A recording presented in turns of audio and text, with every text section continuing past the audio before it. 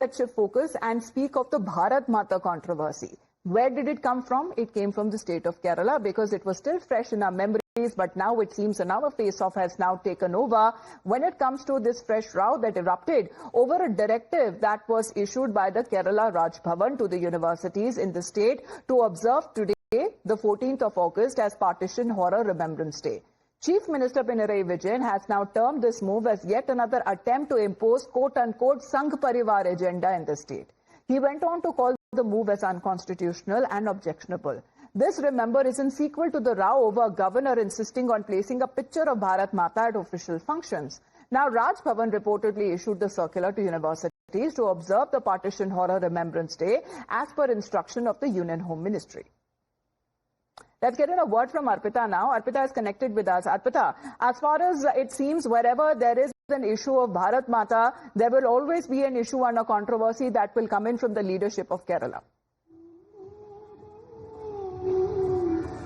Well, rightly said, there seems to be no end between the tussle between Governor and Chief Minister Pinarayi Vijayan, because whatever orders Governor issues, there is a problem with the LDF government opposing it.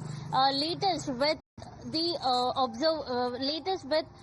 order that Governor had issued few days back, asking universities to observe Partition Horror Day. In fact, Chief Minister criticized the move, saying that it is a move to give Sangh Parivar agenda a platform. And in fact, yesterday, R. Bindu, Higher Education Minister, also clarified that the state government has made it clear that today none of the universities will observe Partition Horror Day. They have given clear instructions to the universities to not follow Governor's order. But on the other hand, BJP has hit out at the left government, saying what is the problem in observing Partition Horror Day, because earlier LDF government had observed emergency day. Then why there is a discrepancy in the history is what BJP has hit out at the LDF.